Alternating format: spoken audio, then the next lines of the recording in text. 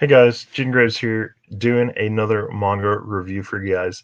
So this one is on one of my absolute favorites, as well as some of the other ones that we're covering. Um, this one for me up front is a 5 out of 5. It is No Longer Human. This is a super good series. If you have not gotten a chance to read it, um, I'll show you these real quick so we can actually talk about them.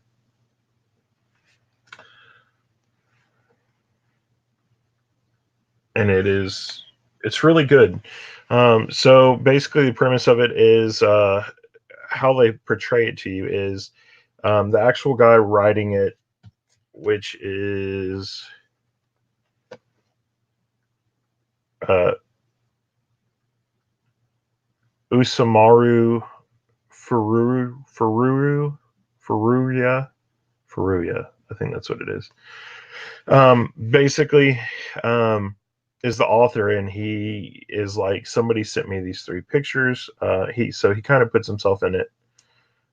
He gets these three pictures, and they all show the same person, but it's like in three different ways, and all of them look different. And it's kind of like, connect the story. What do these mean?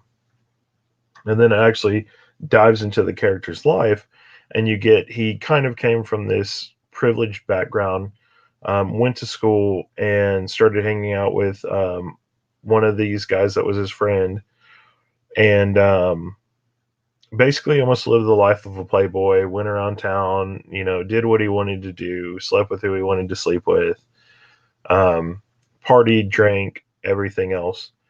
Um, and then it just kind of like it came out from underneath him, because his family was like, "No, you're not doing anything. We're not doing this." Um, and they kind of gave him everything for college and whatnot, but then he just never used it. He just kind of blew that. So then it came down to um, him basically doing that, going to live with his uncle, and staying with him and everything. His uncle got a stipend, and they had to figure out what to do.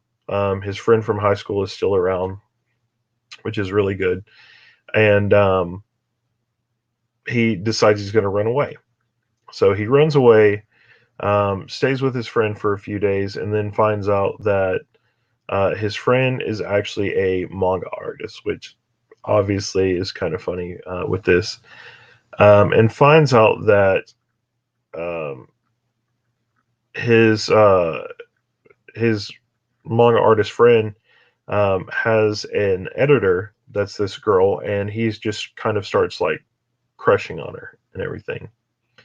Ends up falling for her, kind of, sort of, staying with her, and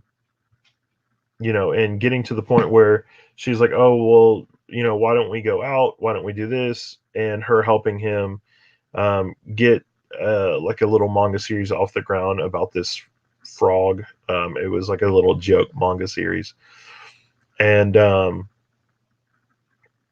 that ends up almost falling through. You find out he just kind of was using her, just like he had been with other people. And he went and stayed with this old lady that he'd been going in to her bar and getting drinks from and stuff like that. They're unclear if they had an actual like relationship between the both of them, or if she just kind of let him stay in the back and he worked pouring drinks and stuff. Um, so again, his friend comes back in. You get some other stuff. He would run down and find these packs of cigarettes and stuff at the store. Would buy them, and he ends up falling for the girl that her family owns the store, and she usually sells it to him. And he usually buys cigarettes and a bar of chocolate. So they end up falling in love. He ends up getting his feet back underneath him, going back, doing manga and stuff again.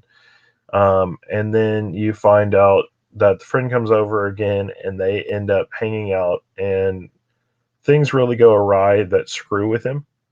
Um, Basically, his editor got fired from the thing, and comes and forces himself on the guy's wife.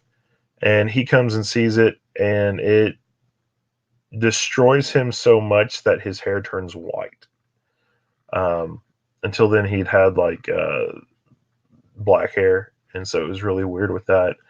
To almost like getting crazy with himself and accusing her of um, sleeping with all these other different guys, and um, it wasn't the guy's fault; it was her fault. Um, and it just getting really crazy from there, in and out. You find the author jumping in and out and actually finding different stuff about the scenarios and what's going. And what I really like towards the end is the author goes to the bar where he was at and asks the lady about it. She tells him, and he goes to figure out where he's going to go next. And when he walks out, he sees this kind of old looking man in the trash, like sitting back in the trash bags. And the guy says something that is related to the frog joke manga that the other guy had done, thus alluding that this guy was actually was the original guy, and just through a lot of different things became really old looking, really frail, and everything else from a teenager, and it not really being like that far in his life. I think at the end of the book, um, he was in his 30s, and he looked like he was in his 60s or 70s. So it is a really good one, though, when it comes down to that human element of what exactly goes on with the brain and what exactly goes from there, really. Um, there was a part where he did have another lady in between parts of it, where they were together and she wanted to do a lover suicide, and he couldn't go through with it. And they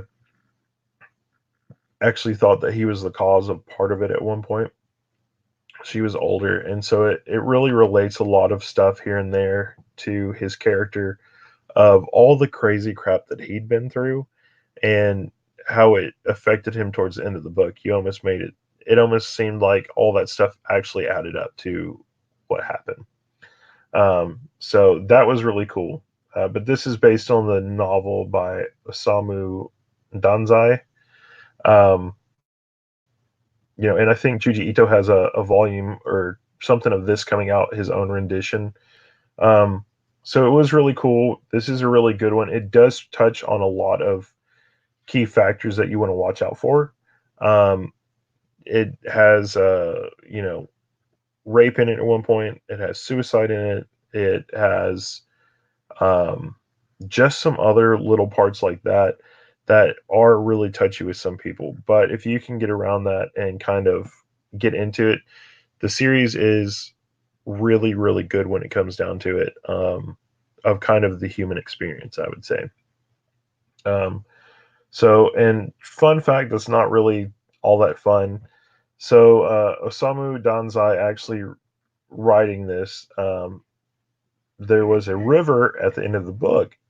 You find out, I can't remember the name of the river, but basically towards the end of the book, where there's actually hallucinations with this character, Osamu Danzai actually had hallucinations as well, and ended up going and I feel like it's a little shrouded in mystery because it doesn't exactly tell you about it.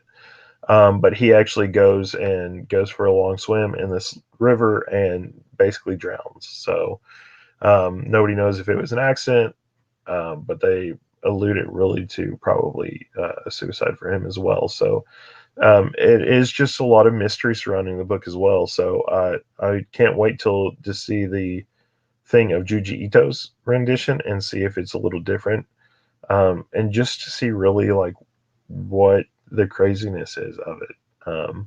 It almost seems like a rehash of like the Edgar Allan Poe movie or something like that, where it was really closely resembled in the elements of that, but it was different at the same time. So again, go check it out. No Longer Human. It is one that is a little hard to find, so a lot of people chomp at the bit for it. and a lot of people really, really want to read it. So if you can find it, read it, try it out. It is super good. I enjoy it. It was one that I got and I read it all in one sitting and was just super tired at night. And it was so good, I had to just keep going. But highly recommend it. Try it out. It is very good.